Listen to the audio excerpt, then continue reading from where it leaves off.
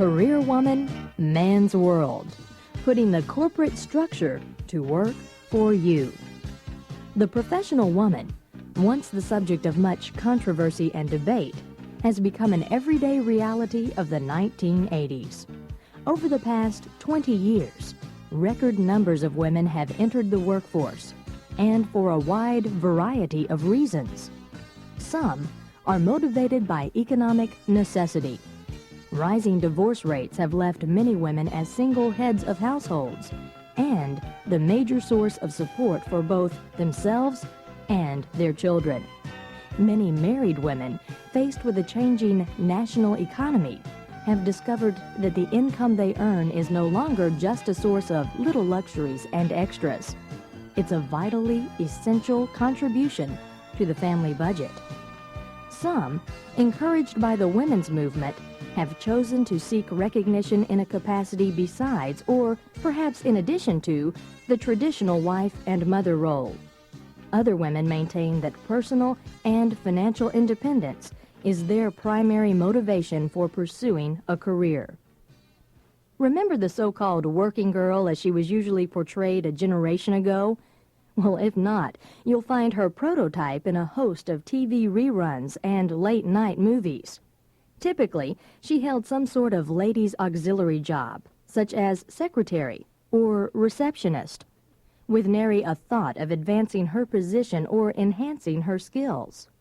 It was generally assumed by her boss, her co-workers, and she herself that her job was just a means of biding time till the right man came along, at which point, of course, she'd happily forsake the pressures of the workplace for that mythical rose-covered cottage.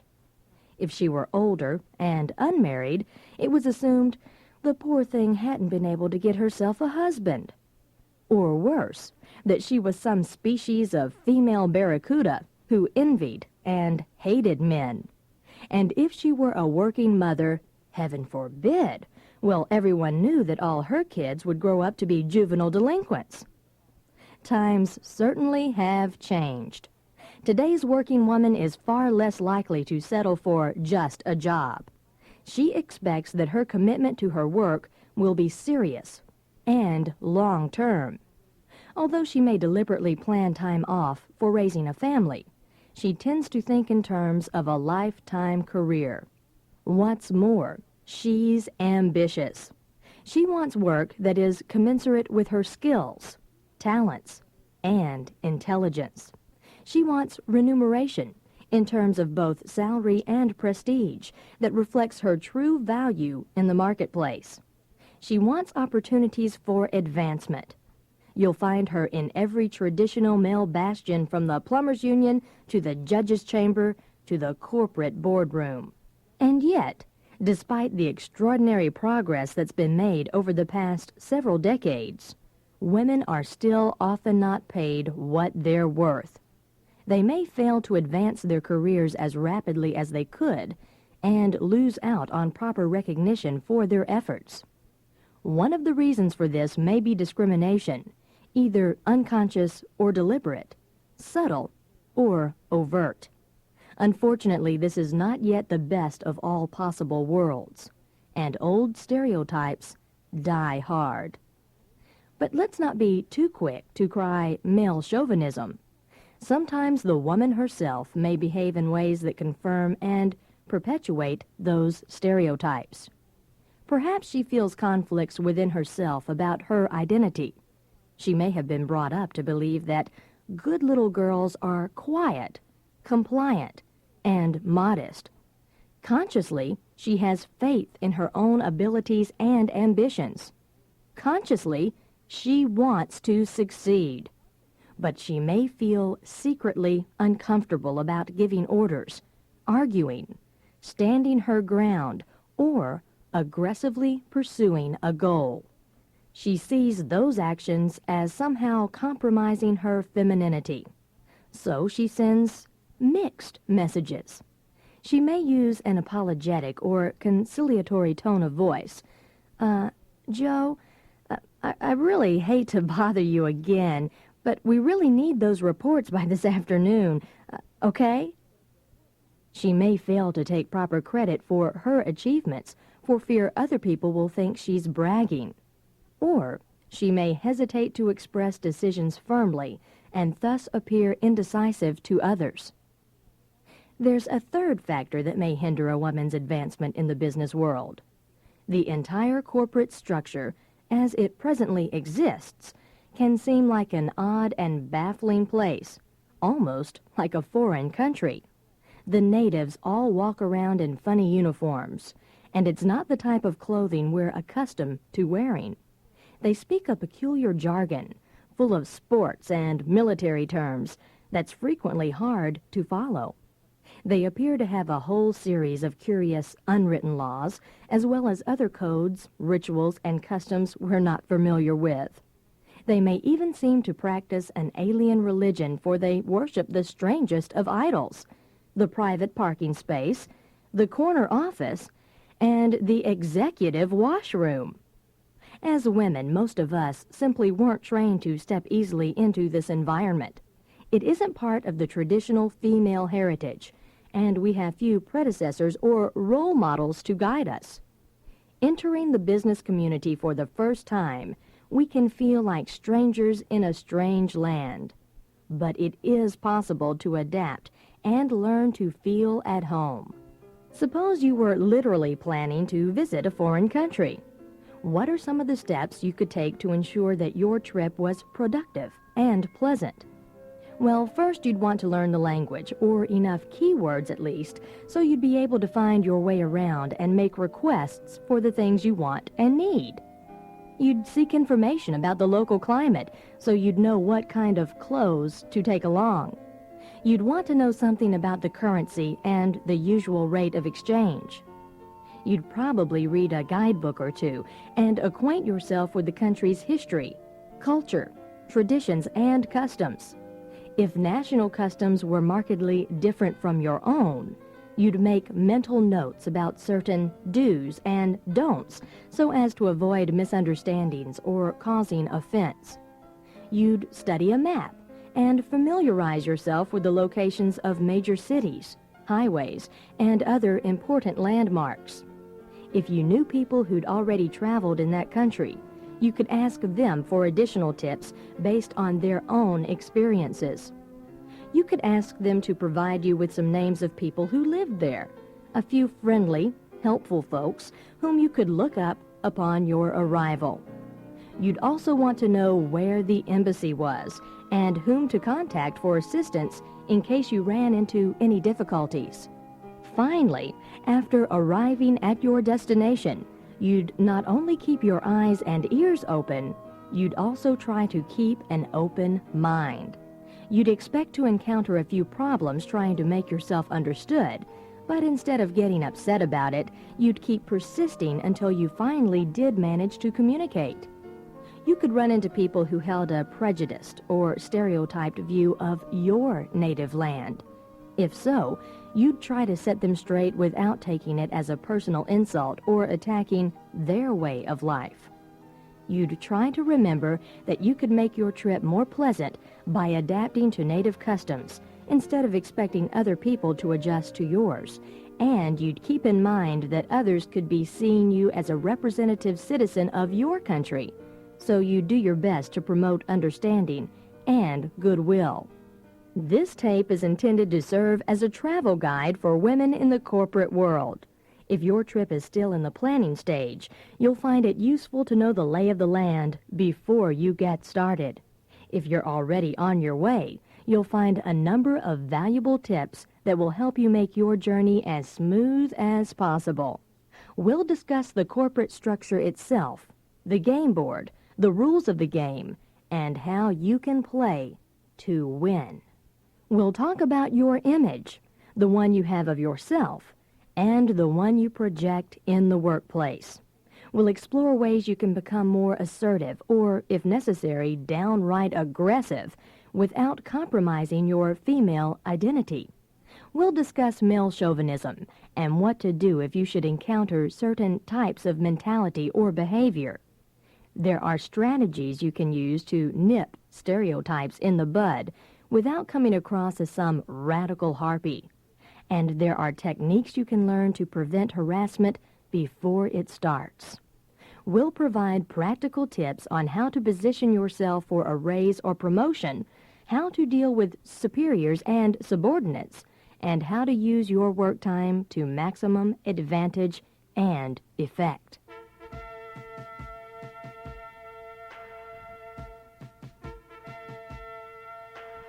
Moving ahead.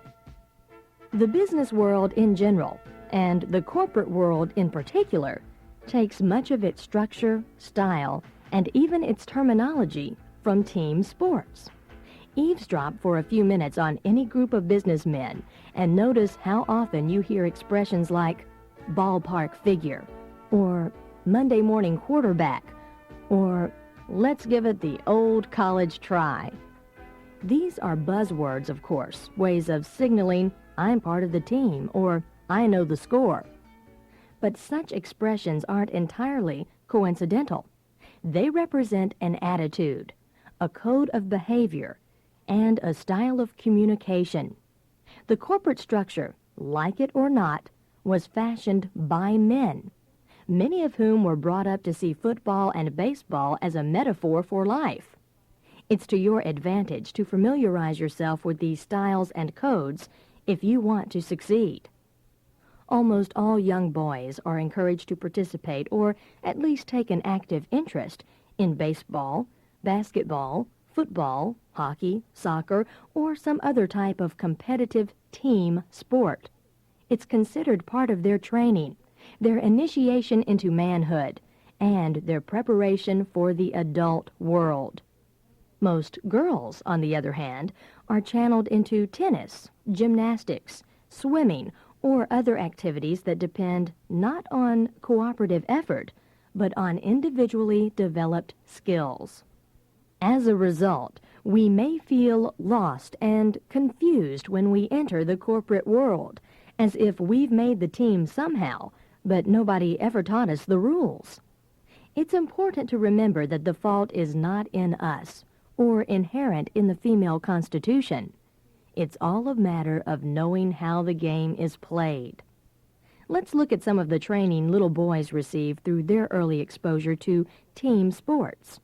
A baseball, basketball, or football team is an organized unit. Every player has his defined position and function according to his particular strengths.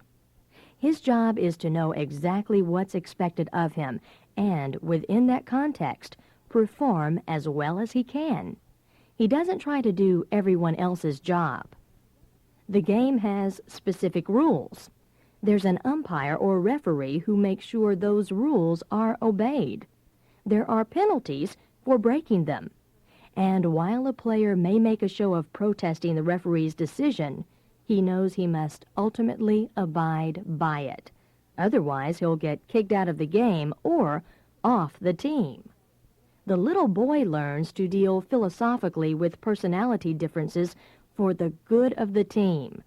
His mom or older sister may ask in amazement, "Why do you guys keep letting that awful Freddie Murgatroyd play with you? He's a loudmouth and a show-off and an all-around jerk." "Sure he is," the boy answers with a shrug. "Man, everybody knows that. But, Mom, he's the best shortstop in the whole 4th grade." He learns not to let his emotions lead him into actions he'll regret later, like mouthing off to the coach.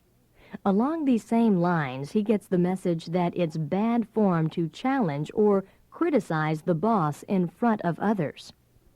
A part of his sports training, the little boy discovers that competition is fun, but it's only fun if it's a bona fide challenge. You'll win some, and you'll lose some, he's told, and a defeat is not the end of the world. He learns not to be discouraged by mistakes, but to profit from them, improve, and get right back in the game. And he learns to take criticism in his stride. If you want a crash course in corporate psychology, just familiarize yourself with the good old American football game, and you'll be amazed. For a variety of reasons, a woman often comes to a career decision later in life than a man does. She's more likely to have fallen into a job than to have consciously chosen it. She's more inclined to think in terms of immediate benefits than long-term goals.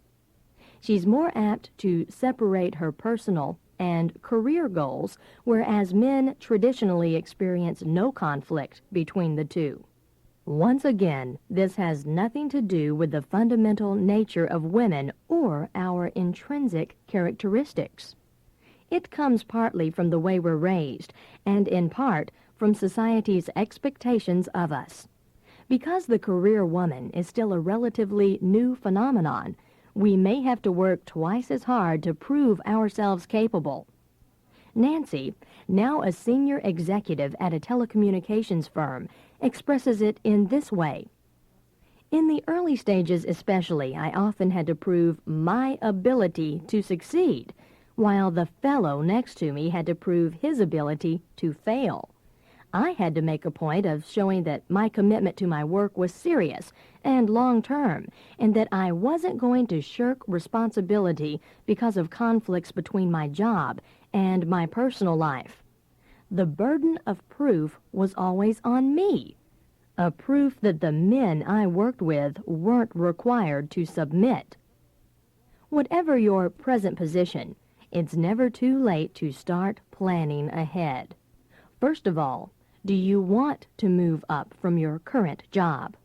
Asking yourself the following questions will help you to clarify your goals.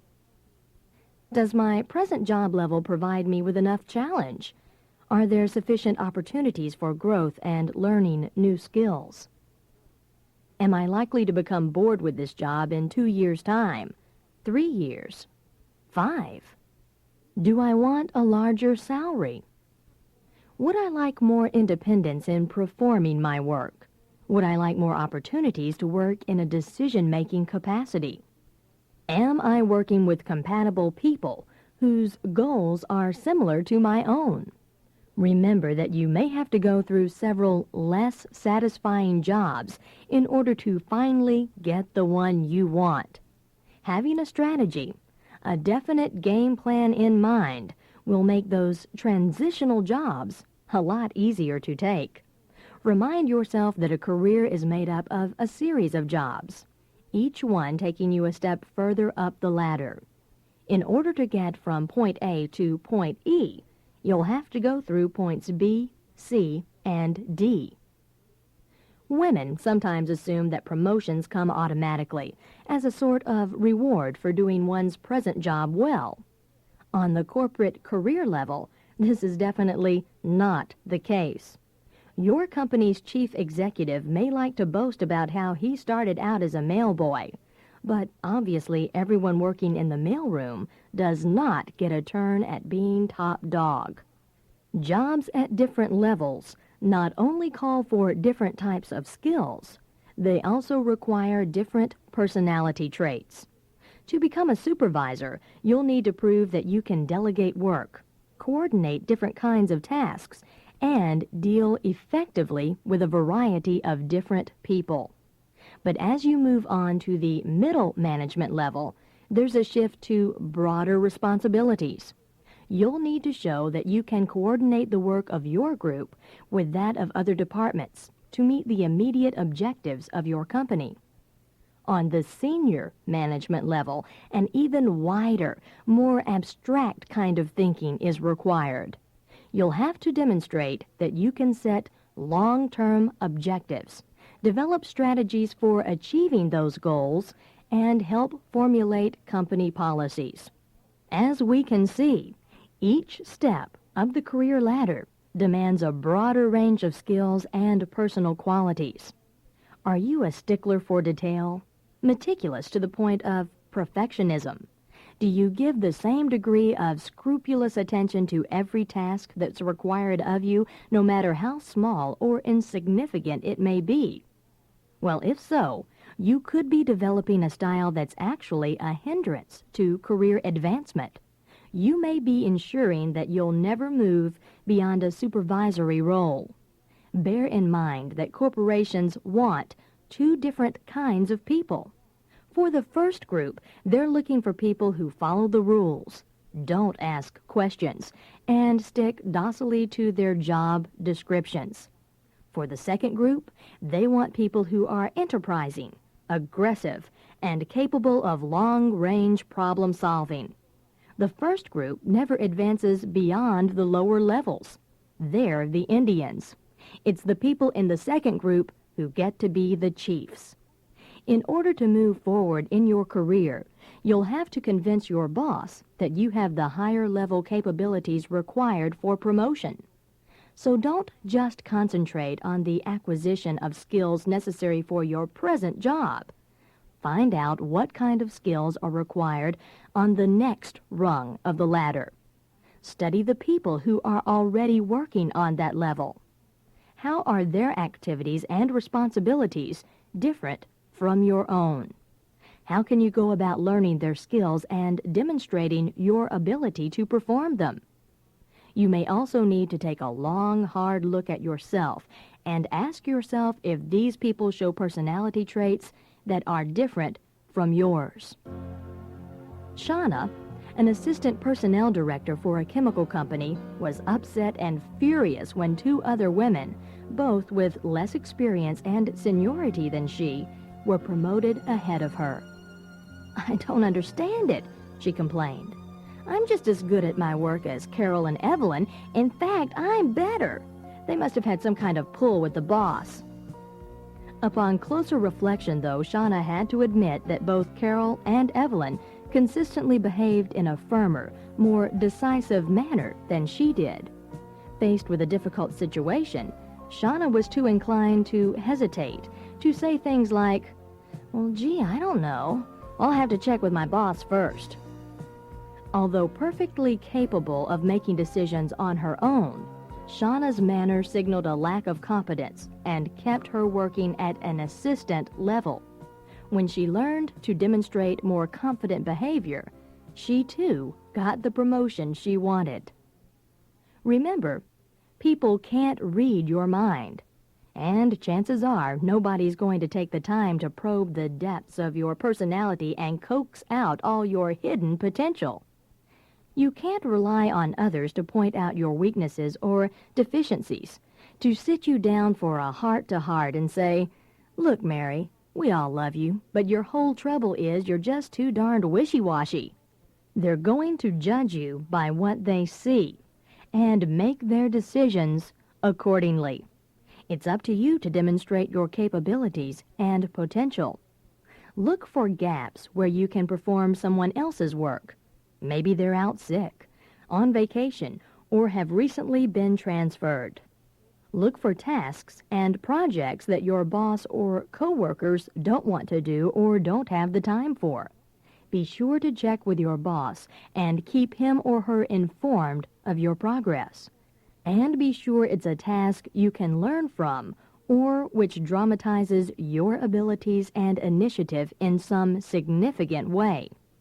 Doing your boss's Christmas shopping for her may win you effusive thanks, but it isn't going to earn you any points for leadership potential.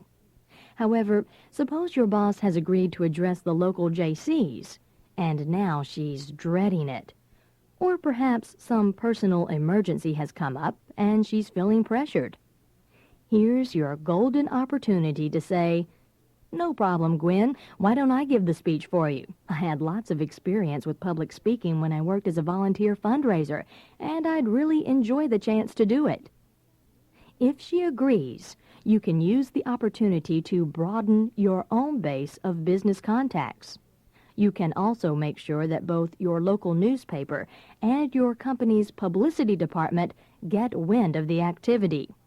Another technique for moving ahead is becoming an apprentice to someone in a job level above yours and offering to do some of her lower-level work. Much has been written lately about the importance of having a mentor, and this is undeniably helpful. However, when you attach yourself to one individual, you do run certain risks. You may incur your coworkers' envy or resentment, and if your mentor should lose her prestige for some reason, you'll automatically lose much of yours. So why not make everybody your mentor? Most people are flattered to be looked up to and asked about the tricks of their trade. A word of caution, though. Don't become a leech. Successful business people are traders, not altruists. If you want guidance from someone, offer assistance in return. Show her that it'll be worth her while to help you along. One more word of caution. Always be perfectly honest and open about your ambition. You don't want to get a reputation for being sneaky or underhanded, going behind other people's backs, or trying to worm your way into somebody else's job. Be absolutely frank with your mentor. Tell her, I know it'll take me years to understand everything as well as you do, but I'm really eager to start learning all the ropes. You may be thinking at this point, but how in the world can I find the time to do other people's work? It's all I can do to keep up with my own. Well, one of the things you can start doing is delegating a portion of your work to somebody else. Choose a person who works on the rung just below you, or who's new to her job and anxious to get ahead. You become her mentor. She'll be grateful for your interest. You'll earn brownie points for being helpful. And you'll have freed up some of your own time so that you can concentrate on new activities. If you're so overloaded with work that you feel constantly at your wit's end, you may have fallen into the superwoman syndrome. We women are trained to be conscientious, often to the point of putting other people's needs ahead of our own. We're trained to do the impossible, with one hand tied behind our backs, and make it look easy. But if this results in your being taken advantage of, becoming everybody's Miss Fix-It, or failing to get proper recompense for your efforts, you need to learn how to say no, with the emphasis in how. Anita found herself in precisely this situation.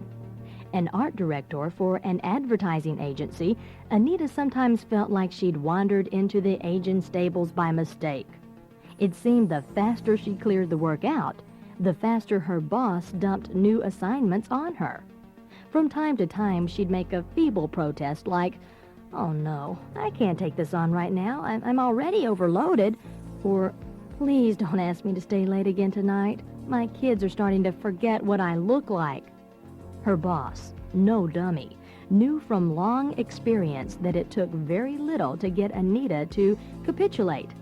"Ah, come on, Anita," he'd wheedle. "You're our local miracle worker. We really need you to get this job taken care of. We're all counting on you." And guess who was eating a fast sandwich over her drawing board at 9 o'clock that night? Of course, you want to be recognized as a hard worker, but you don't want to become the company drudge. Anita could have handled the situation more deftly. Instead of saying, "I can't, I'm already overworked," she could have told her boss, "Yes, I can see how important it is that this project gets done, but I think we'd be better off if I finished working on my current project first. Let me see if I can get Jenny to handle this new assignment. Project X does sound important." Suppose her boss continued to insist that Anita personally take care of Project X. Well, she could make sure he's aware that her progress on other jobs is going to be slowed down. She could give him regular progress reports. Project X is still moving along right according to schedule. Of course, this does mean that we're going to be slightly over deadline on Project Y. Anita can also make sure that everyone knows all the problems she's had to surmount in order to get the job done. "Can you believe it?" she might explain, quite cheerfully, of course. "At 10 o'clock last night, I got a frantic call from the printer. They'd lost some important graphs. I had to grab a taxi and go all the way out there myself, but I finally managed to get everything straightened out." When you do take on extra work or make an important coup, be sure you let everybody know about it. You can do this discreetly and gracefully in the normal course of conversation. Many women feel uncomfortable about blowing their own horns. They see it as bragging. They equate taking obvious pride in their work with a lack of proper feminine modesty. But if you don't seem to value your achievements, nobody else is likely to step in and insist you take credit. In the next section of this tape, we'll look at some of the more common forms of male chauvinism that a career woman is likely to encounter. We'll discuss ways you can make it clear, pleasantly but in no uncertain terms, that in your case those old stereotypes simply don't apply. You may never be able to change the way your male boss or colleagues view women in general, but you don't have to. All you have to do is change their attitude toward you.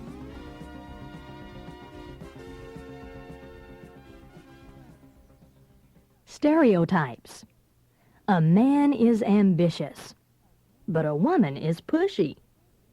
A man is assertive, but a woman is quarrelsome. A man knows his own mind, but a woman is stubborn. A man has a short fuse, but a woman is over-emotional. Sound familiar? Well, you can probably add at least a dozen examples to that list. Unfortunately, a number of those double standards still persist, especially if the company you work for has only recently begun to include women in middle and upper level management. And yes, it can be infuriating at times. But showing anger or getting upset about it isn't likely to raise anyone's consciousness. It may only provide the offender with an excuse to write you off as oversensitive, or to complain, "Gee whiz, you women always take everything so personally." There is a way to put a stop to these kinds of games. Refuse to play them. In this portion of the tape, we'll address ourselves to some basic sexual stereotypes and what you can do to counteract false assumptions. We'll talk about some specific situations you may find yourself in and how you can deal with them most effectively.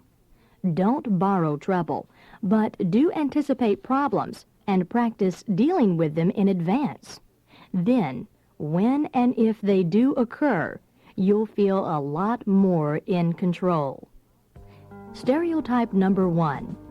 Women aren't seriously committed to their jobs. Remember that actions speak louder than words. Your own attitudes and behavior are the best proof of your commitment to your work on a serious, long-term basis. Let it be known when you arrive early or stay late. You don't have to make a formal announcement out of it. You can comment in passing. Thanks for the coffee time. I can sure use it right now. I've been sitting here working on this budget reports since 7:30 this morning. When you accept extra work, express yourself in a way that shows you're a part of the decision and aren't just taking orders. Say, "Yes, I can see it's important that we get this done without delay. I'd better cancel my plans for this evening." Do not say, "Well, I guess I'll have to call my husband and see if he can drive Johnny to the Cub Scout meeting." Even if this is, in fact, the case, it may create the impression that you have conflicts between your work and your duties as a parent. "Cancel my plans" sounds better. It makes the point that you have a life of your own and commitments outside the office, but it's safely all-purpose. And if the only plans you had were doing your nails and watching David Letterman, nobody has to know about it. In general, it's best to leave your home life at home. That doesn't mean you should never mention your family or that you can't proudly show off your photos of little Katie at her first birthday party. Just don't dwell on family matters too much. And for heaven's sakes, don't discuss personal worries that may lead others to conclude your attention is divided. Suppose your teenage son was caught smoking marijuana and you're worried sick about him.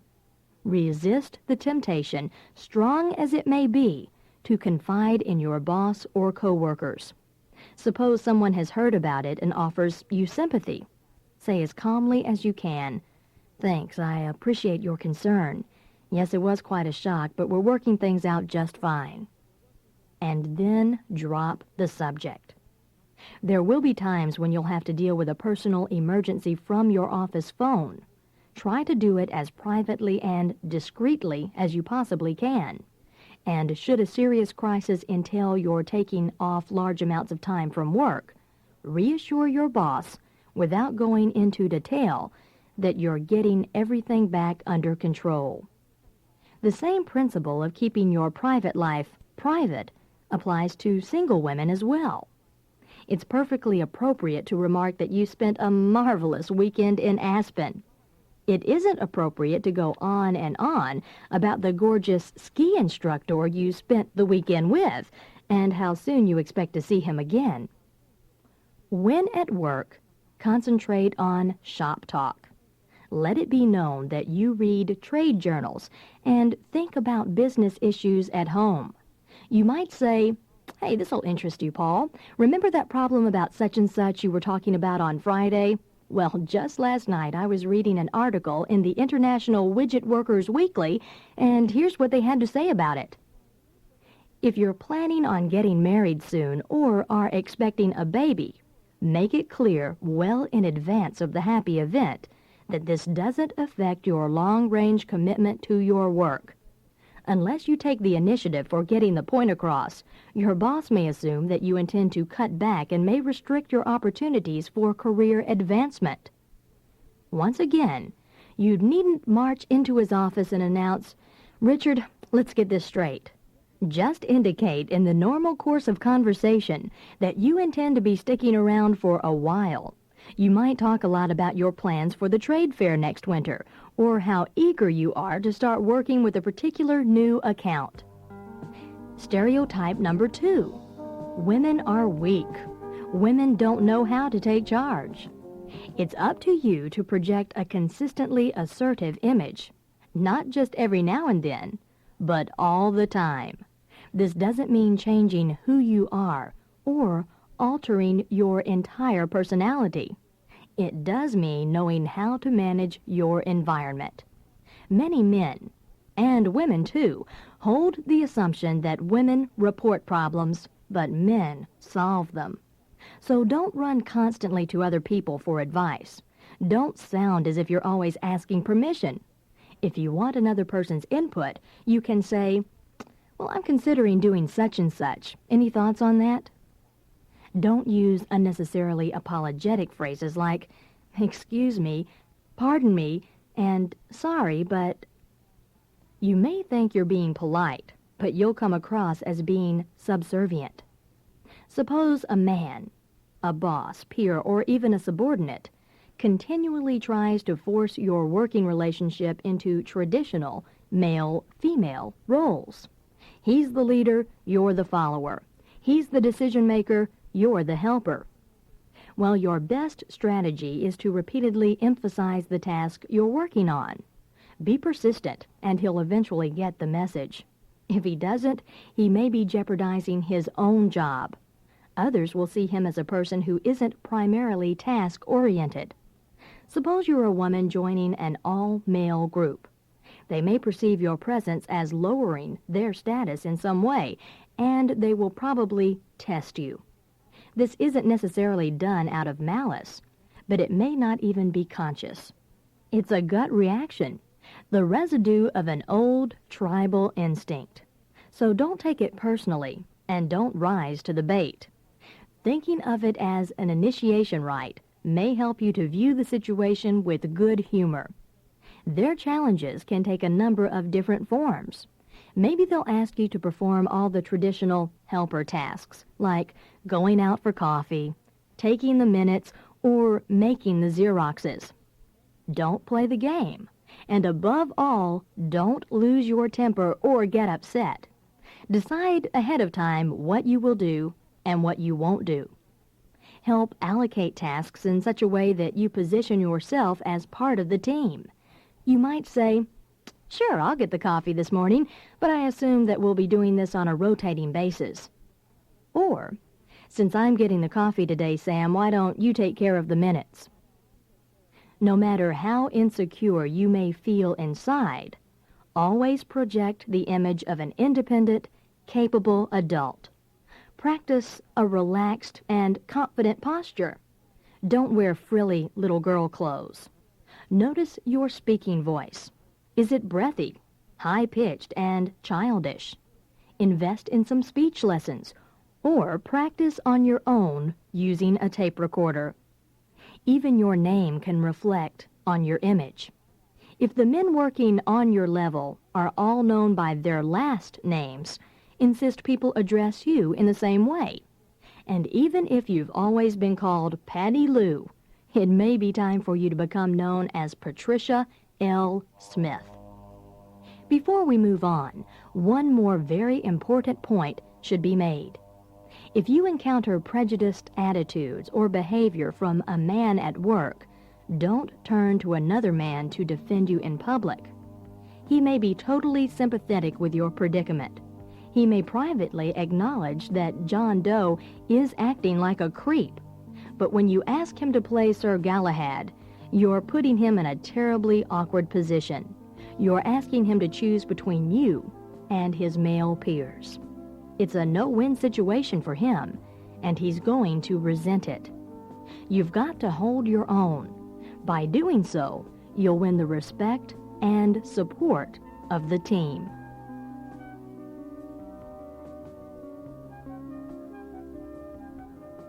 Stereotype number 3. Women are too emotional. Men grow up learning that it's unmanly to show emotion, while women are encouraged to express their feelings openly. Recent studies indicate that these are indeed learned behaviors and do not represent an inherent difference between the sexes. Nevertheless, these acquired codes can be extremely powerful. During the 1972 New Hampshire primary, Vice Presidential candidate Senator Muskie cried in public. Because of this, he was perceived as weak, not good leadership material, and he lost his party's support as a direct result. What's right or wrong, healthy or unhealthy, isn't an issue that's relevant to our present discussion. The issue before us is building a career within a structure that is still largely dominated by men and male behavior codes. Don't deny your emotions, but do learn how to manage them. This exercise may help. Write down every occasion you can think of when you became angry or upset at work. Keep a log. Describe what happened and who was involved. You'll probably notice a pattern. Recognizing the pattern will help you anticipate potentially upsetting situations and your own reactions to them. You'll be on guard, and you'll feel more capable of handling both the situation and your own emotions. Remember that you have a right to your feelings. What you want to control is the way you express them and where you express them. Suppose you're in an especially frustrating meeting and you can sense that you're about to break down. Say as calmly as possible, "Excuse me, I just remembered something I must take care of immediately. I'll be back in a moment." Don't run out of the room, but get yourself to some private place, your office, or the ladies' room. Then you can either pull yourself together or get your feelings out of your system. Have a good cry, swear, or kick the desk if you think it'll help. Drinking a glass of cold water often helps too. Once you're in control again, return to your meeting. Say, "Okay, I'm back. Now, concerning that problem we were discussing a moment ago." Try to keep a level speaking tone and relaxed body movements. Don't talk about your emotional problems at work. Try not to use emotion-loaded expressions like, "Oh, I was really upset," or, "Boy, this is depressing," or, "He gets on my nerves." If you have high blood pressure, nervous allergies, or anxiety attacks, keep the information between you and your doctor. Above all, don't ask your boss or colleagues for help solving your emotional problems. If you're going through an especially trying experience, like a difficult divorce, don't keep the whole office up to date on the gory details. Seek private, outside counseling for help. getting through any rough spots in your life, or confide in friends who aren't coworkers. Avoid catty remarks and don't participate in gossip sessions, at least not on company time. You want to project a work image of calmness, objectivity, and fairness. Don't take things personally, or if you do, try not to show it. Don't let yourself get baited into trading personal insults. Suppose a coworker tells you, "Well, that was a lousy report you just gave." Resist the temptation to come back with a snappy retort like, "Oh yeah, well the one you gave last week wasn't exactly the book of Revelation." Stay focused on the issues. Say, "Well, I feel confident that I covered all the angles." And then walk away or change the subject. When it comes to the matter of crying, remember that tears can express a variety of emotions. There are tears that arise from grief, sorrow, or deep disappointment. But when women cry, it's often triggered by a feeling of powerlessness and helpless anger. Taking control of your environment will automatically reduce those feelings of helplessness.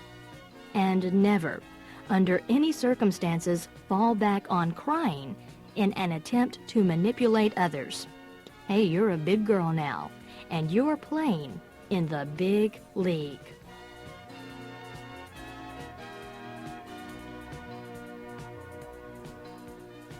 Stereotype number 4. Women are sex objects. As a woman working in a man's world, it's inevitable that you'll receive a certain number of sexual overtures, especially if you're young and single.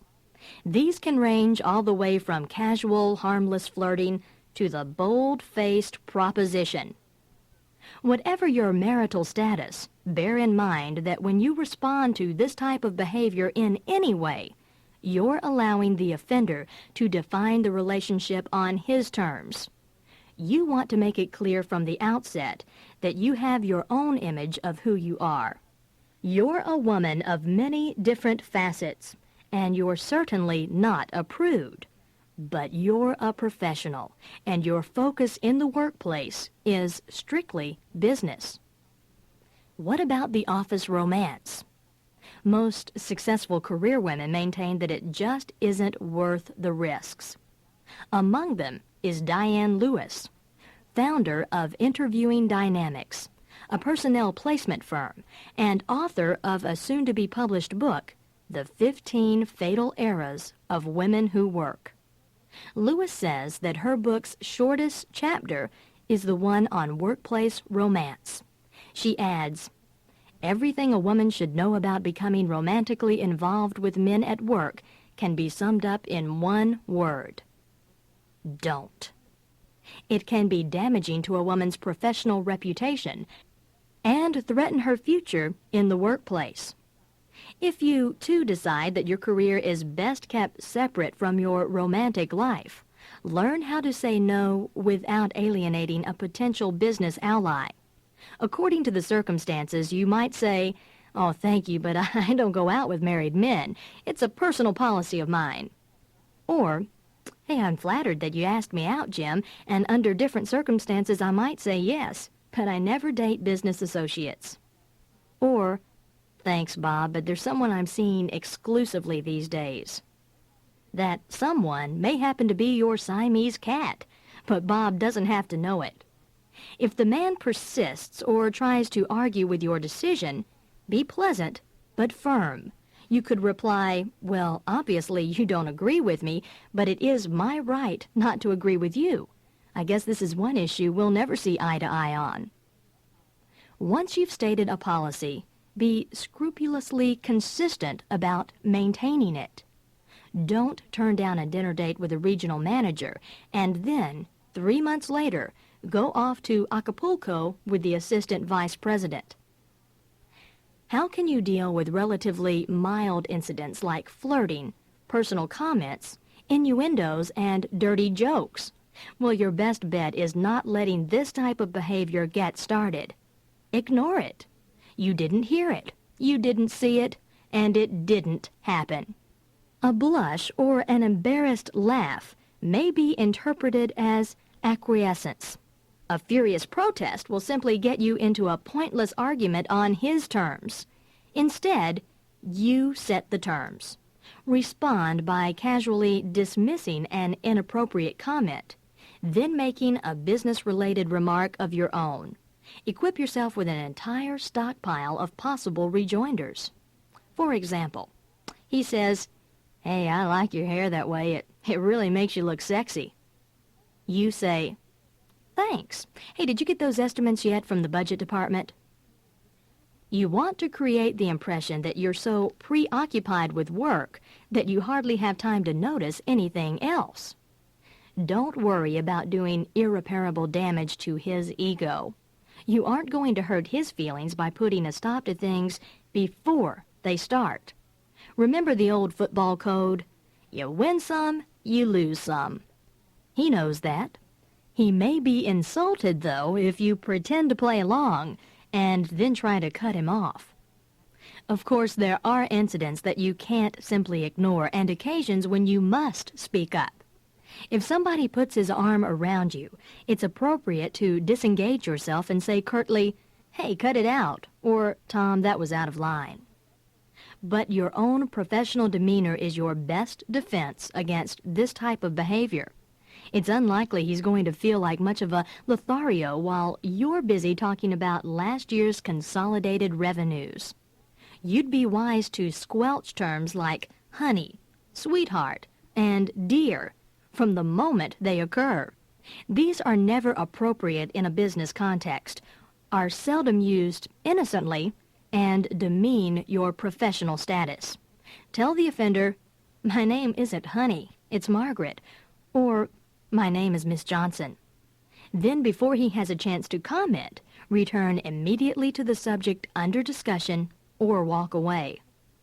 Don't tolerate sexist remarks about other women.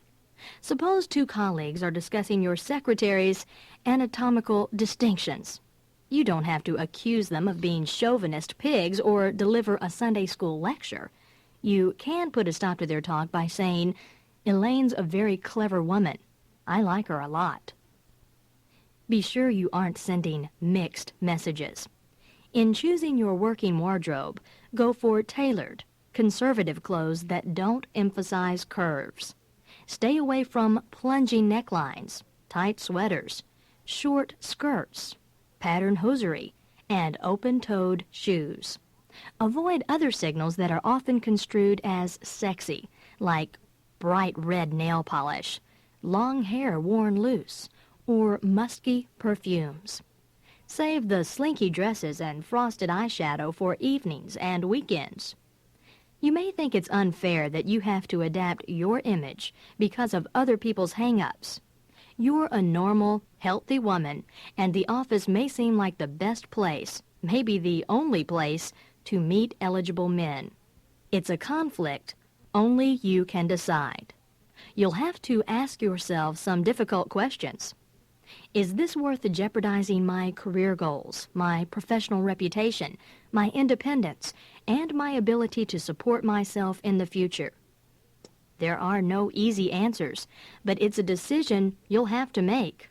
In this section of our tape, we've focused on certain problems you're apt to encounter, but we don't want to leave the impression that you must always be suspicious, defensive, or expecting the worst. Most of the people you'll deal with will be reasonable, decent human beings. But forewarned is forearmed. Knowledge is power.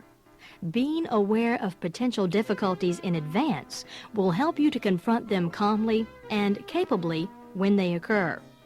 In the next section, we'll discuss the fine art of negotiating a promotion or raise. You already know what you're worth, but what's the best way to go about getting it?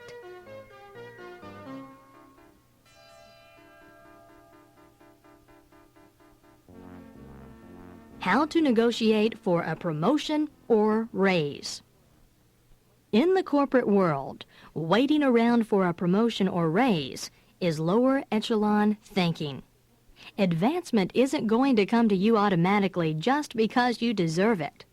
It's up to you to create your own opportunities. Demonstrate that you're executive material. Then speak up and ask for what you're worth.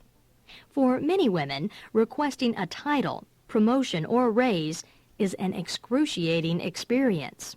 You may have been trained since girlhood in an unselfish, non-assertive mode of behavior. Sometimes a woman feels so lucky to have a job she actually enjoys that she's afraid asking for more will be asking too much. She may never have learned negotiating skills, or she feels paralyzed at the mere thought of the word no. So she doesn't ask at all, or she backs down too readily at the slightest show of resistance. But if you don't ask, you may never get what you want. What have you got to lose? Sally, a first-line supervisor in her company's research division, had advanced to her position from a lower-level secretarial job. She was thrilled to be doing more challenging, interesting work than she'd ever done before, and ecstatic about earning a higher salary than she'd ever imagined possible. Her ecstasy dropped a few notches, though, when she learned that other employees on her level, many of whom were far less competent and resourceful than she, were getting paid considerably more than she was. It took me 4 months to work up enough gumption to ask for a raise, Sally recalled. And when I finally did, you know what my boss said? Yes. I could hardly believe it. No arguments, no flack, just yes. So a few months later, I figured, what the heck, I'd take a chance again. And you know what? I got another raise. Well, ever since, I've made it a point to ask for raises on a regular basis, and I'm now earning almost 1.5 times what I was paid a year ago. In an earlier portion of the tape, we discussed ways of positioning yourself for a promotion, looking for work outside your job description, demonstrating your higher level capabilities, and assuming a take-charge attitude. It's also very important that you look the part you want to play. Is your all-around image consistent with the job you want? Study the other women in your company, not the ones on your job level, but the ones on the next rung of the ladder. How do they dress? How do they wear their hair? An excellent strategy in the dress for success game is choosing clothes that fit the job you want and not the one you already have. Sally, the supervisor we mentioned a moment ago, made clever use of this technique in order to swim out of the secretarial pool. When I first came to work for the company, she said, I noticed that there seemed to be several sets of dress codes. Ironically, it was the secretaries and receptionists who were the most fashion conscious. They were always the ones who showed up in the latest trendy styles. You know, the peasant look, the layered look, the mini or midi skirt, whatever was in at the moment. They also tended to dress a lot more casually than the women who worked in management. Well, I began watching the other women here and taking my own cues from the chiefs, not the Indians. I noticed that the executives wore a much more tailored and conservative style. They wore business suits, not skirts and sweaters, and they had an all-around more prosperous look about them. So I started dressing the way they did, wearing my hair the same way they did. Believe me, it wasn't easy maintaining an executive wardrobe on a secretary's salary, but I managed it by choosing a few really good quality suits in neutral shades and then varying them with different colored blouses. Instead of buying a lot of costume jewelry, I invested in one pair of simple, solid gold earrings. I only owned 2 pairs of shoes for work, but they were the best I could afford. A lot of people thought I was putting on airs. Who does she think she is? And, that type of thing. Well, I didn't care. I knew I was on the right track when one of the vice presidents came into the office and actually thought I was the boss. And after a while, I noticed that people in general began treating me a lot differently. I got more opportunities to take on new responsibilities. And I got more deference, more recognition for my work. I'm a head supervisor now, and I love it. But I don't intend to remain a supervisor. I've set my sights a lot higher than this. You've laid all the groundwork for that promotion. You look the part, you act the part, and you've proved you can do the work. Now how can you go about getting a title to match? Timing is important. Choose a time when your visibility is high and you're in a position of power. Maybe you've recently come up with a plan that has saved your department several thousands of dollars. Or you've helped your boss straighten out a tough problem with her boss. Or a major client has praised your capabilities. Strike while the iron is hot. Move in fast. Have your game plan worked out in advance. Rehearse your strategy. Remember that your boss's strategy may be acting as if she holds all the cards and has the power to grant you a favor. But asking for gifts and then being grateful for her generosity weakens your negotiating position. You're not asking for any special favors. You only want what's due you. Remember that. Keep it uppermost in your mind. And remember that you're holding a few cards of your own. Your boss's position is only as good as the people who work for her. It's to her advantage to surround herself with the brightest, most capable people she can find. People like you. If it makes sense to give you the title, and you go after it persistently enough, you'll probably get it eventually. Build a case for yourself. Psych yourself up. Make a list of every major achievement, everything that makes you special, and then commit that list to memory. Play devil's advocate and try to imagine every possible objection your boss might make to your request.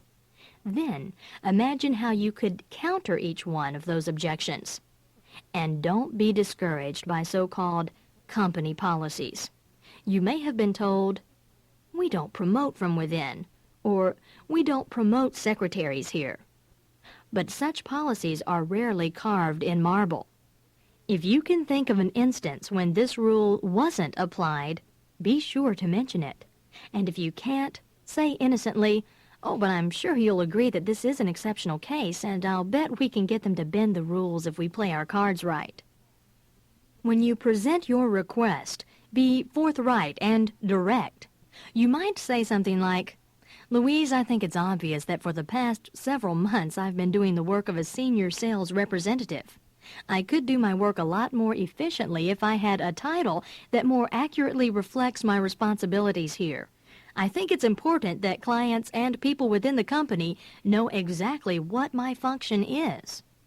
If she says no, hold your ground for as long as possible. Think of every good argument you can make in your favor. Don't plead. Remember, you're only asking for what you deserve. Don't get backed down by being told you shouldn't care about prestige. Say, "Yes, I do care. I care about the work and the title that goes with it." You can be assertive without being pushy or obnoxious. Suppose your boss ends the discussion on a negative note. Let her know that you accept her decision for the time being. You can say with a smile, "Okay, Louise, I'm willing to prove myself a while longer. I'll check back with you again in a couple of months." You're letting her know that she hasn't intimidated you, that you're going to continue to work hard, and that you're aware of your own value. She may argue with you the next time you ask, but you'll have positioned yourself as a strong person who knows what she wants and goes after it. Never deliver ultimatums as part of your strategy. Never threaten to quit unless you're prepared to follow through on it.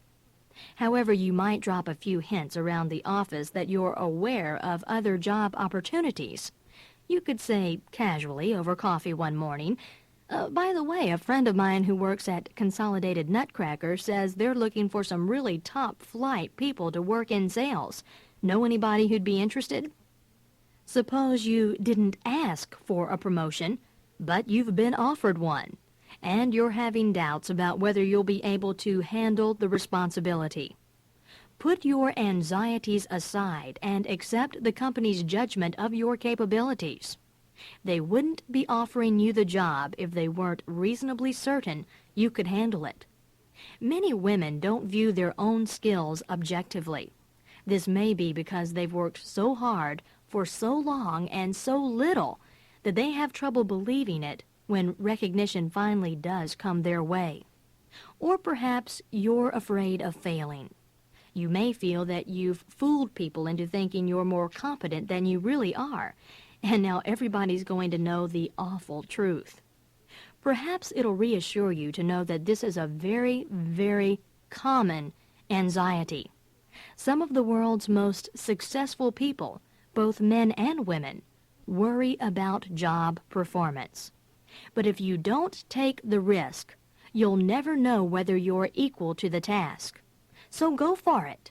And remember that no one expects you to do the job perfectly from the very first day. They'll expect you to ask questions and make occasional blunders until you've learned your way around. Almost all learning comes from doing, and most people are benevolent. They'll be glad to lend a helping hand. If it's a raise you're after, you can use many of the same strategies you've learned about asking for a promotion. Be sure your timing is right and that you're on good terms with the person who will be making the decision. If you're not on good terms, you'd better devote a few weeks to turning that relationship around. Have a game plan and rehearse it in advance. Come up with a long list of achievements and qualifications that show your value to the company. Some women think that in order to deserve a raise, they have to do something exceptional. This is not necessarily the case. Doing something exceptional is grounds for a promotion. Performing your present job with superior competence is reason enough for a raise. Do expect to negotiate. Decide in advance what you'll ask for and what you'll settle for. Set minimum and maximum figures in your mind. Find out what people are getting paid in jobs comparable to yours and assess how their performance compares with yours. This, and not your present salary, should be the basis for your negotiations. You may have been started out way too low. While you're doing your research on salary figures, find out what perks or fringe benefits are normally given out at your level.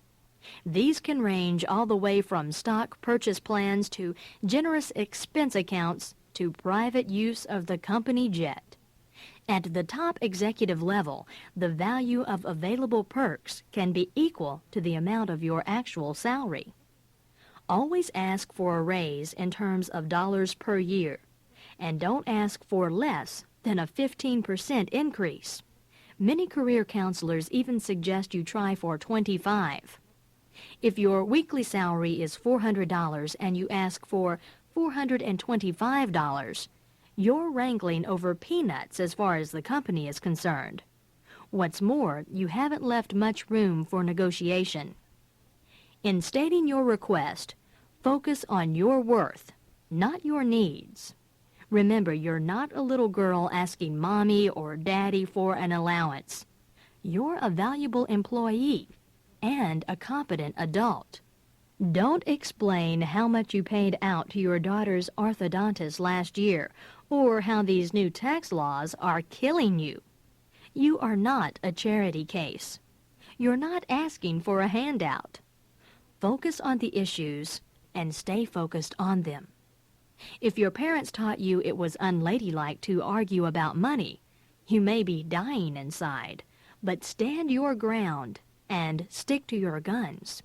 Be alert for any inappropriate arguments your boss may come up with. Suppose he says, "Hey, what do you need so much money for? Your husband's a doctor. He can afford to support you in style." Try not to hit him. Force yourself to stay calm and in focus. Reply, "My needs aren't the point, Leroy, and neither is my husband's income. The point is that I'm doing the same work as Carl and Virginia, but they're earning $5,000 a year more than I am." Suppose he tells you that there are a lot of people who'd be thrilled to have a great job like yours. Suddenly you feel threatened, but you can answer, Yes, I'm sure that's true. However, I don't think there are many people who could have handled the Hopkins account as well as I did. As you'll recall, we were on the verge of losing them when I took over. Now they're one of our most satisfied customers. In addition, and you can continue to enumerate all your sterling qualities. Maybe he'll start talking about profits being way down this quarter, across-the-board budget cuts, and how he can't even get a raise for himself these days. Suddenly you feel selfish and greedy, but you can say, "Yes, I know we're in a tough spot right now. Nevertheless, my work was responsible for our saving $30,000 over the last 18 months, and it seems to me that the company would want to invest its resources in those people who can really deliver." Suppose he mentions a mistake you made recently, adding, "It strikes me that you still have a lot to learn around here."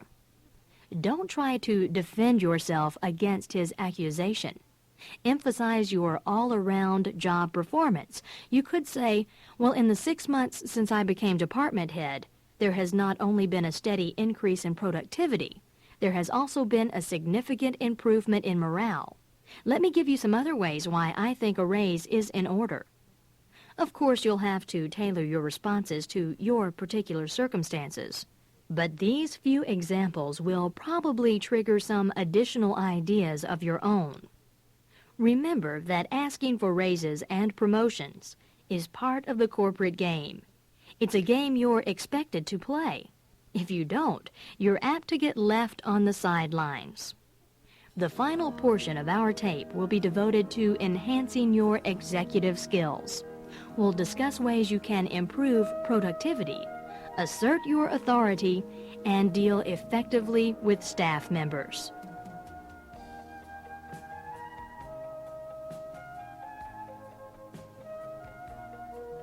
You're the boss. Let's assume now that you've received both the promotion and the raise you wanted. It's your first day on the new job and you're really excited. You're also feeling more than a little nervous. Maybe you'll be working with a different boss and you're wondering how the two of you will get along.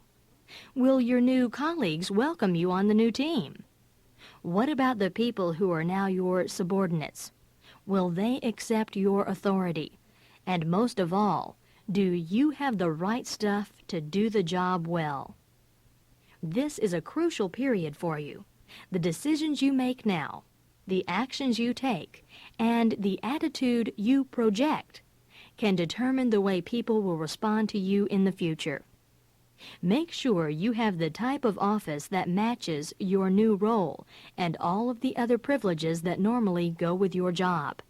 It may sound petty to start out being concerned with status symbols.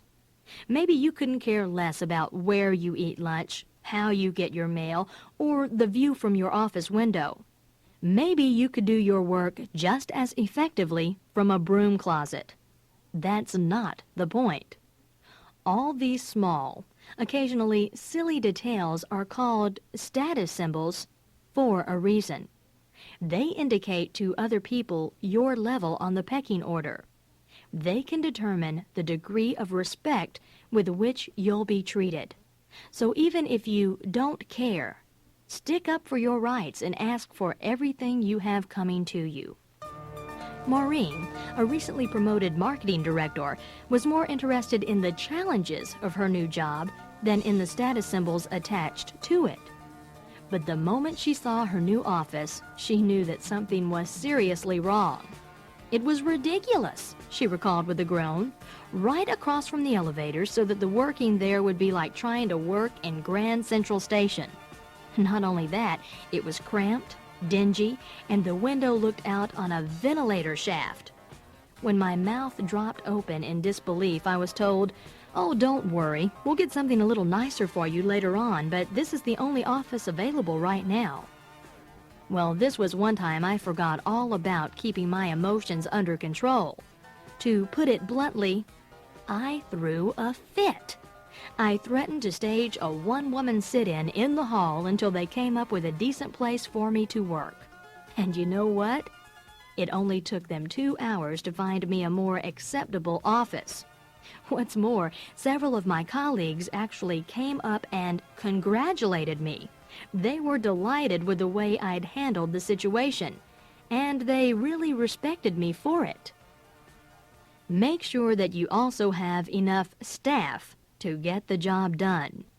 The best time to negotiate for this is at the time of your promotion, but you may not have realized then what your staffing requirements would be.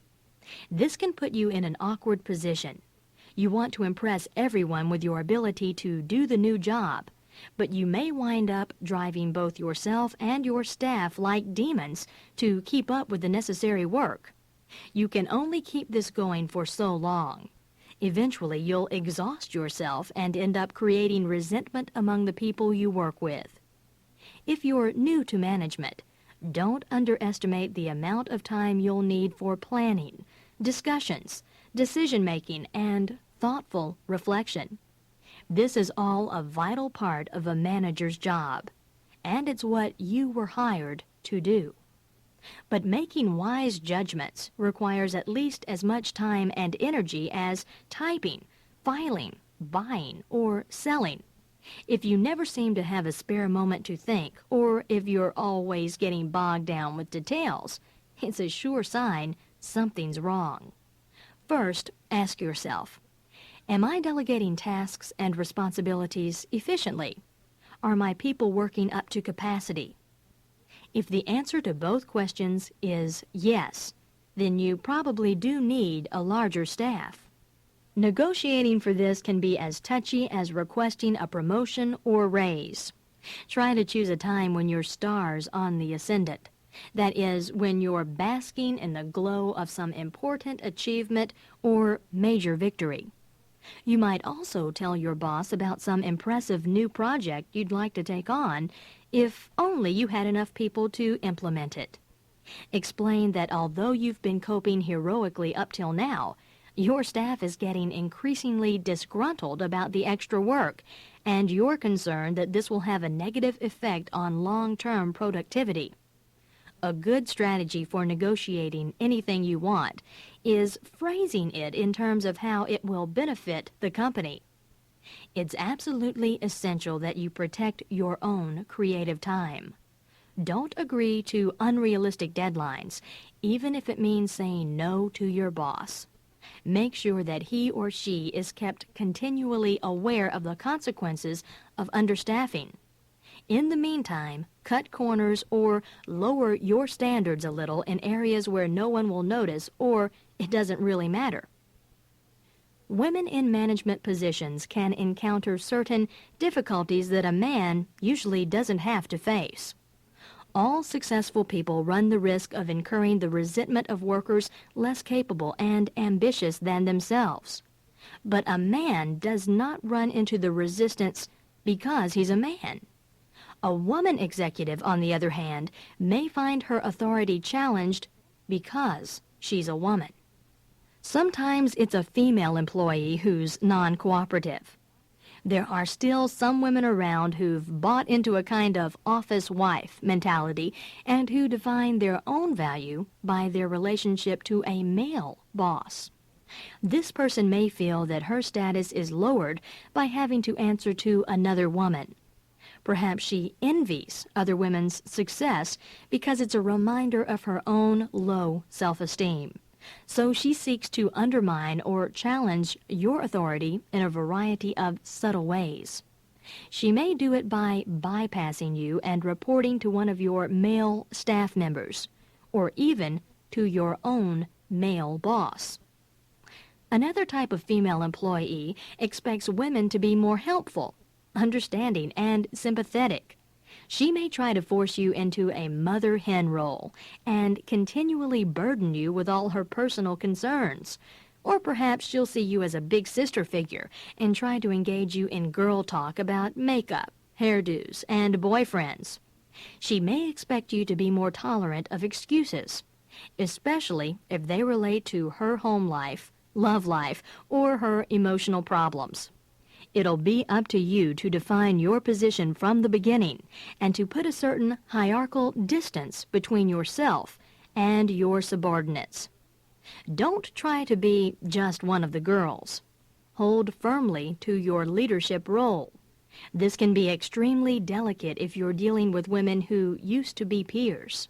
But the success of your new job could depend upon it. Try saving your social talk for after hours and restricting business time to talking shop. Try focusing more on tasks and less on personal issues. It can be hard to give assignments and criticism to people you once worked with on a casual, equal basis. They may resist your authority at first or refuse to take you seriously in your new role. Your relationship has changed, though, and if doing your new job well means losing old friendships, it's a sad reality you'll have to face. You may have to stop attending those all-woman after-work bull sessions at the Shamrock Bar, at least for a while, till you're established in your new position. Suppose one of your old friends says accusingly, "Well, you don't see much of you these days, Lucia. What's the problem? Gone high-hat on us?" Don't apologize or explain. Just smile and say, those were really fun times, weren't they?" You'll have made the point that you don't value her any less as a person, but what's past is past. Suppose you have a female secretary who resents her job. She may perceive her role as a typically undervalued, underpaid service position. Perhaps she has been exploited or unappreciated in the past. Turn her into an ally. Let it be known that in your department, at least, a secretary's work is highly respected. And emphasize that in your department, there are opportunities for advancement. Encourage her ambition.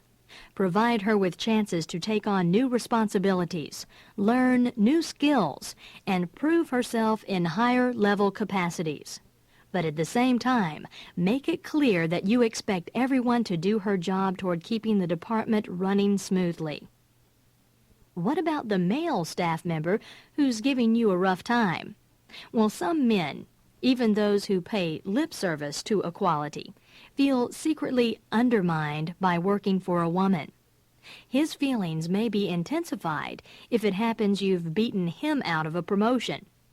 Women often fear that by taking firm charge, they're automatically deflating the male ego. You'll have to remind yourself that you got your job fair and square, and that you aren't responsible for other people's feelings. Never resort to feminine wiles in an effort to charm him into more cooperative attitude. That's a self-defeating strategy, and it's sure to backfire. Move quickly into a managerial position. Establish your authority from the beginning and defend your territory pleasantly but relentlessly. Develop allies and connections with people on your new level and on the levels above you. It's important that all your staff members, both men and women, see you as part of the entire power structure and not just an isolated example of the boss lady. Don't apologize for giving assignments. You don't have to bark orders like a drill sergeant, but if your request is a reasonable one, you shouldn't have to wheedle, coax, or plead. You can say, "I'll be needing this by 10 o'clock Thursday at the latest. Check in with me on Tuesday and tell me how it's progressing, and if you should run into any problems along the way, let me know immediately." There may be times when you'll have to pull rank on an employee who infringes on your authority or your responsibilities. She may protest, "But I was only trying to be helpful. You weren't here, so I just went ahead and took care of it. I didn't think you'd mind." If it's the first time she's done something like this, give her the benefit of the doubt. Don't make accusations or threats, but make it clear that you do mind. You might say, "A decision of this nature is my responsibility, Julia, and not yours. Next time, make sure you check with me about it." If she persists in her behavior, you'll have to express yourself more strongly. Or suppose a staff member remarks, "I'm taking my vacation the last 2 weeks in June." You can respond, "Well, I haven't had a chance to go over the vacation schedules yet, Ted, but I'll keep you in mind and do my best to give you the time you want." Treat his announcement as a request. Suppose he objects. But I've already taken the last 2 weeks in June. I already went ahead and made reservations. Don't back down, even if you have every intention of cooperating. You might tell him, well, I can't promise you anything, but you should have consulted me before you made your plans. But as I said, I will keep you in mind. You can build a good working relationship with your staff without turning yourself into a tyrant or a cold, heartless automaton. You can show an awareness of them as individuals, delight in their triumphs, sympathize with their disappointments, and ask questions about their outside interests. Sometimes there's nothing like a good joke to clear the air when tensions are running high. Sometimes a sudden burst of temper is just what's needed to take the pressures off everyone. And sometimes sharing a personal experience can help establish rapport with a colleague and enable her to see you in a more human perspective. So be flexible. Not all the do's and don'ts we've discussed should be treated as ironclad commandments. Always keep the larger picture in your view. As you gain confidence and experience, you'll learn how to sense when it's appropriate to bend the rules a little, and when it's important to stand firm. It may seem like a man's world, but as a woman, you have certain advantages that men don't. You've acquired some skills as part of your own basic training that many men haven't learned yet. Put all of those capabilities to work for you. Your empathy, your verbal abilities, your sensitivity, and your woman's intuition. Combine these special talents with all the new skills you've acquired. Stir vigorously, add a quantity of hard work, a generous dash of humor, and you'll have a no-fail recipe for success.